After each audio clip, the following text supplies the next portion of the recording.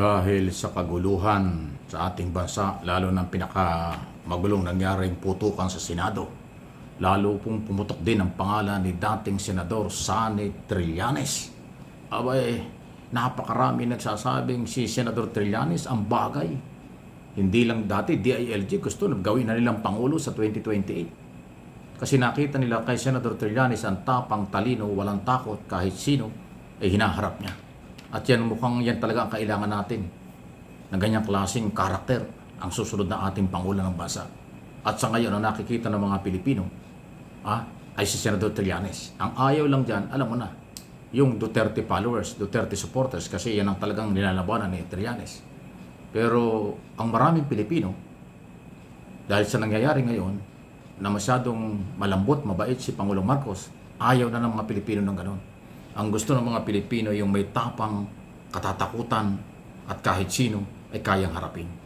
Kaya yung karakter, pagkatao, personalidad ni Trillanes ang lumuluta ngayon. Hindi ko kilala ng personal si Trillanes.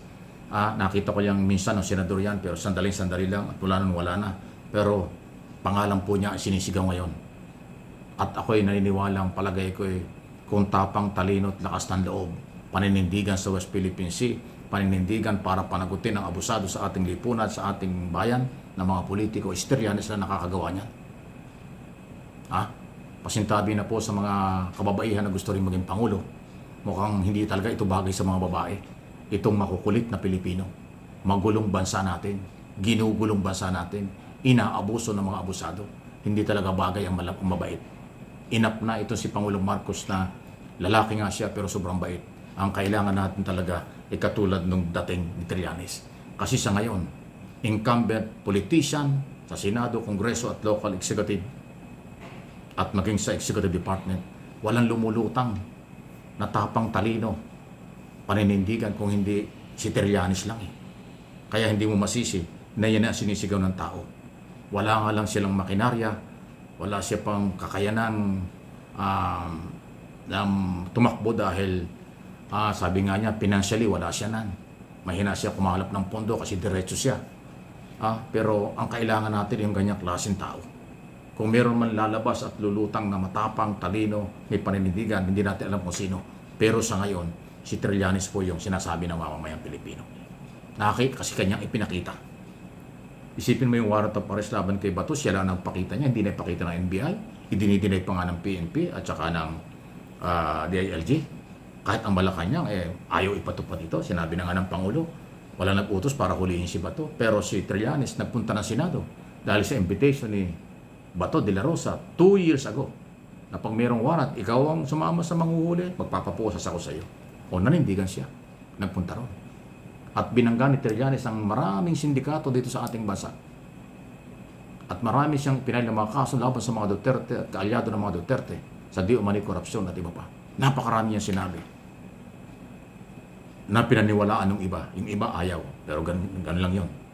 Tayo magagawa. Pero sa kanya hong tapang at galawan ay mukhang nakuha niya. Ang ngayon pa lang ay tiwala ng mga tao.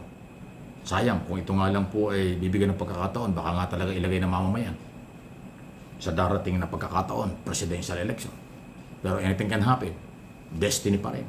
Kahit naman sino, pag walang destiny, hindi magiging Pangulo. Nababanggit ko lang yon kasi magbasa kayo ng mga comment section, hindi lang sa akin channel, sa maraming mga YouTube channel, Facebook channel, o Facebook page, at sa mga social media, iba pang lehitimo mga media. Pangalan ni Trillanes ang pinag-uusapan. Lalo na sa panahon ito. Pasintabi na doon sa ibang ambisyosa, nag-aambisyon, pero iba ho ang galaw. Okay? Ano po inyong masasabi dyan? Kasi sa ngayon po, talagang kailangan natin ay yung kayang magdisiplina. Lumalala tayong lahat. Pakulit ng pakulit ang mga Pilipino. Pasaway ng pasaway ang mga Pilipino.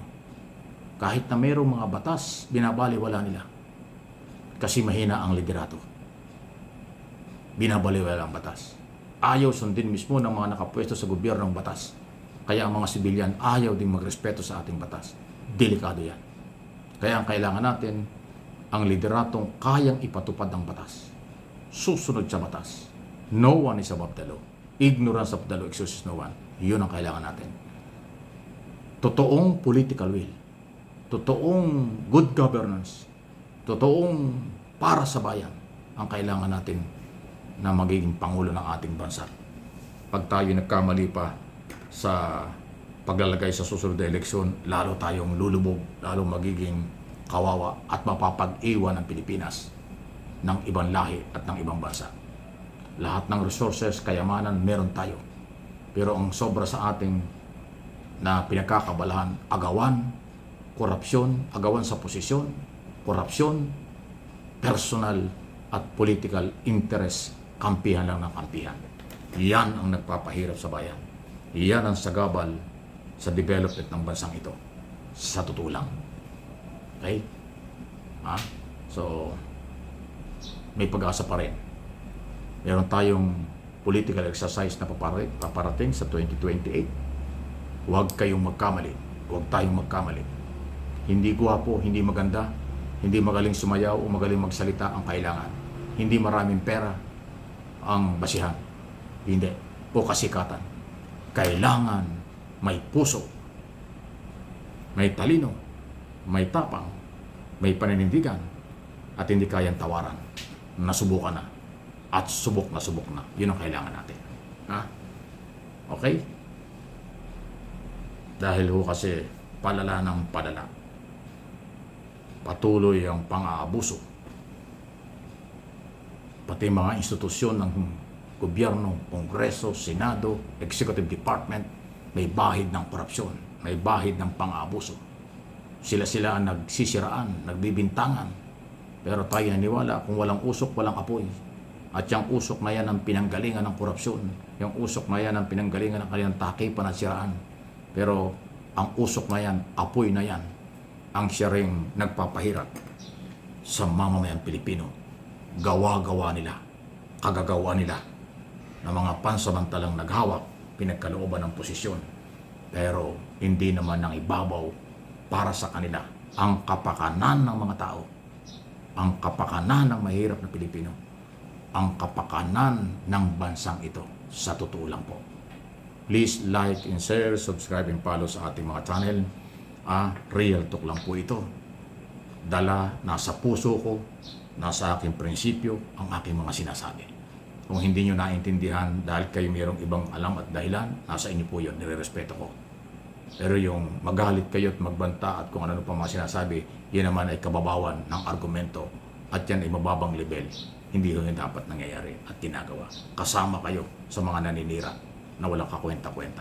Doon naman sa naniniwala, sumasang-ayon, salamat po sa inyo. Pagpalain kayo ng Panginoon. Pagpalain tayo ng ating amang makapangyarihan sa lahat.